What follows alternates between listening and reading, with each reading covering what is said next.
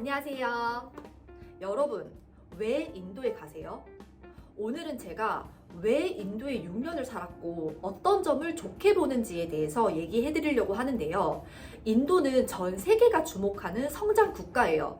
그걸 보여주는 지표들은 많은데 실제로 제가 살면서 느꼈던 인도의 성장 기회들에 대해서 얘기를 해드리겠습니다. 첫 번째는 취업 기회입니다. 인도에 신규 투자하러 오는 해외 기업들이 많다 보니 인도에 근무 경력이 있는 경력직 인재에 대한 스카우트 제의가 굉장히 활발한데요. 신입이라도 기본적으로 영어가 되고 의지만 있으면 한국보다 비교적 쉽게 인도에서 취업할 수가 있습니다. 저 같은 경우는 대단한 스펙을 가진 것도 아니고 영어 실력도 뛰어나지 않았기 때문에 인턴십 형태로 취업을 했었는데요. 근데 근무 3년차 이후부터는 한국 기업들로부터 같이 일하자는 제의를 몇 번 받았습니다. 인도에 투자를 하려고 하는 회사들은 많은데 인도를 잘 아는 그런 인재들은 많지 않다 보니 스카우트 제의가 굉장히 활발한 편이에요.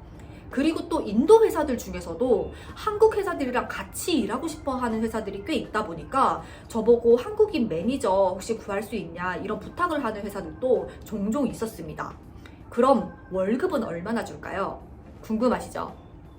일단 기본적으로 인도에서 외국인이 취업 비자를 받으려면 연봉 25,000달러 이상의 노동 계약서가 있어야 됩니다.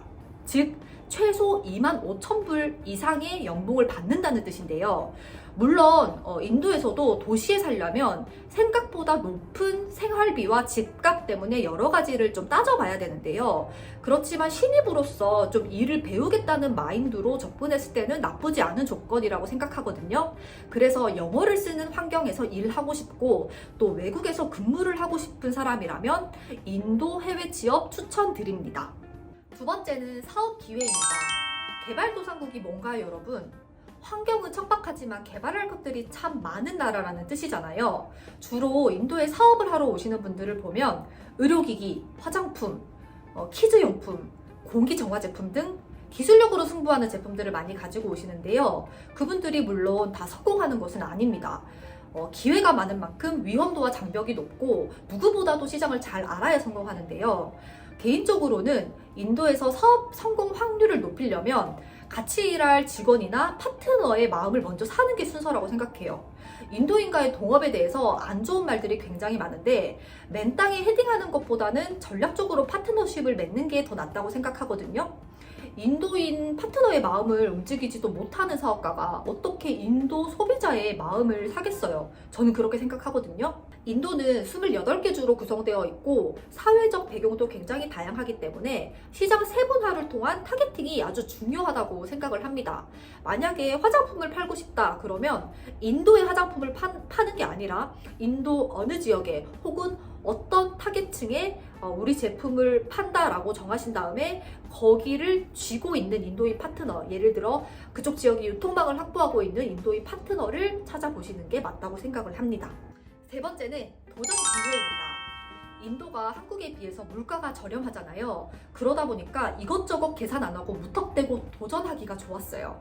예를 들어서 제가 처음에 유튜브 할 때 영상 진짜 발로 찍고 편집도 엉망으로 했어요. 근데 그런 마인드로 제가 뭘 시작할 수 있었던 게 내가 못하는 거 나중에 인도인 편집자 쓰지 뭐 카메라맨 쓰지 뭐 라고 생각했던 제 마인드 때문인데요. 인도가 인건비가 저렴하다 보니까 제가 못하는 것에 대해서 누군가를 고용하는 것을 굉장히 제가 쉽게 생각했었어요. 한국이었으면은 인건비가 세상에 얼마예요. 그냥 내가 배워서 하자 이렇게 생각할 수밖에 없는데 그러면 기동력이 떨어지잖아요. 그런 면에서 참 인도에서 뭔가를 해보기가 참 좋았던 것 같아요. 마지막으로 인도의 금리입니다. 현재 기준으로 인도 예금 금리가 약 6% 정도 돼요. 근데 2014년도에 제가 인도 갔을 때만 해도 9.5%였거든요. 매년 0.5% 정도씩 떨어졌던 것 같아요. 그래도 굉장히 높죠. 제가 월급을 받은 걸 거의 은행에만 저축을 했었는데도 금융이자를 꽤 벌 수가 있었어요. 그 응답하라 시리즈 보니까 우리나라도 80년대에 막 10%가 넘는 금리였더라고요. 그때도 저축이 좀 좋은 재테크 수단이었던 것 같은데 인도도 현재 그런 상황이고요. 제가 금융 지식이 굉장히 약하다 보니까 뭐 은행에 저축하는 거 외에 뭐 부동산 좀 보는 거 외에는 다른 건 관심이 없었는데 주재원들 보니까 인도 주식에도 투자를 되게 많이 하더라고요. 그래서 그런 좀 기회들이 금융 소득을 벌 수 있는 기회들이 꽤 있었던 것 같아요. 오늘 영상은 제가 여기까지 하고 마무리를 하려고 합니다. 인도의 좋았던 점 생각해보면 훨씬 더 많은데요. 영상 너무 길게 찍으면 재미없을 것 같아서 다음에 또 소개해드릴게요. 그럼 안녕!